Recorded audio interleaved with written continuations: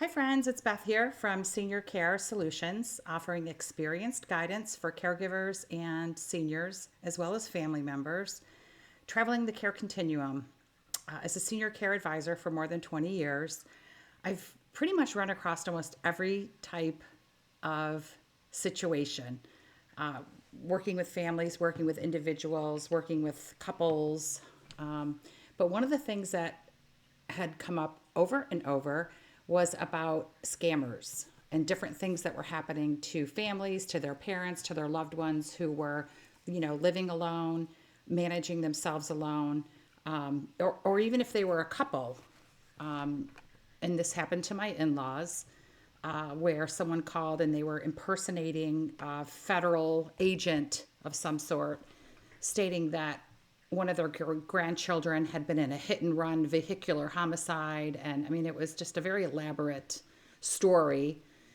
And it was so odd because they were saying that the grandson had done this in Pittsburgh. And of course, they lived in Colorado. So it was just shocking to them. And it was not a successful takedown. They did not get any money from them. But there's so many other scams. There's tech support scams where, a box will pop up if you're online, and the only way to fix it is to call the 800 number. And of course, it is a sweat room of people. It's just loud. You know that there's a lot of people on, online in this huge call center, and they're just all on there trying to scam people.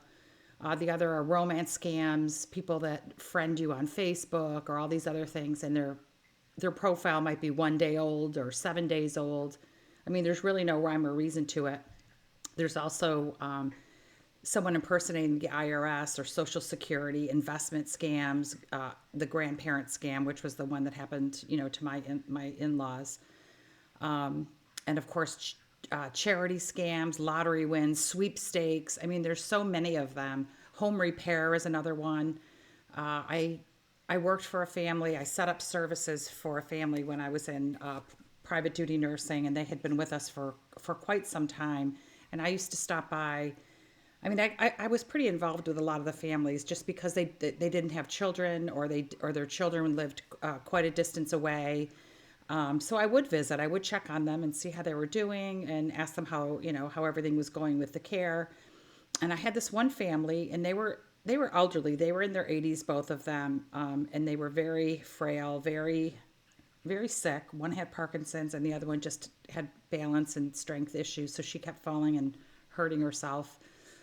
But they kept saying to me, the men keep asking for money. The men came by again today and needed a check. And I was like, who are these men?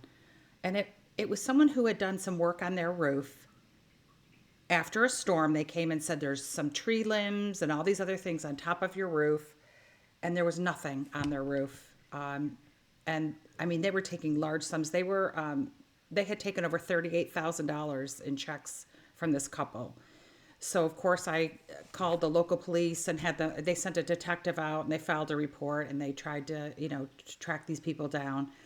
It's challenging. I mean, the one thing that a lot of people are trying to do to prevent these are they're telling their parents to screen every single phone call. If you don't recognize the phone number coming in, if you don't see that the name pops up, and it's kind of best if you can get, if while you're visiting, you program in the speed dial numbers of all the kids, the grandkids, whoever it is, so that when the caller does call in, they see the name right on there. They'll recognize who it is.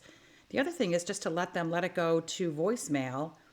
I mean, it's hard to believe how many robo-calls we all get on the regular, and we know enough to just disengage, or just not even take the call, just send it right to voicemail. However, it is such a big thing, and it is. I know that the FBI said that, I wrote down the number, 3.4 million or $1 billion was calculated by Norton, who is an internet protective, hardware provider. Spamware is what they do, Norton. And so they do, protect people, but you just can't. I mean, it happened to my father-in-law. He held his checkbook up and gave him a credit card and did all these things. I don't know. know, it's shocking. But it is something that so many families, and personally, I know when I moved my mother to Maryland, where I live now, back in 2010, I was really surprised to see how many donations she was making. And on the regular, because I had her mail forwarded, I was seeing, I think there probably was 15 agencies that she had been writing checks to, which I found very generous, and I really supported her in that. But once I stopped writing checks and used to use her money for her care, I realized how easy it would have been to ask her for money. She started, fairly early in her early 70s with memory issues, and I just think it's so easy to see how our elderly can be a very vulnerable population in so many ways. So I guess my best advice would be to see the type of mail that's coming in and always ask them. And one of the things that we did is we posted on the outside of this family's home that they're smile, you're on camera now.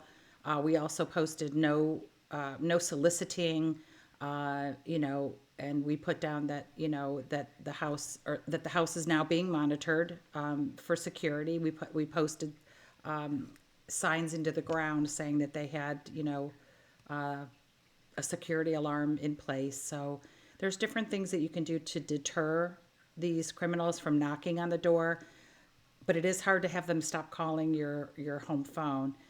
So my best advice would be to just push all those calls, just either find a way to screen them somehow, or just push them right to voicemail. And you can also block those calls. A lot of people just have a cell phone now, so you are able to just simply, when a call comes in and it's a scammer, as soon as you answer, you can hear that they're in a call center.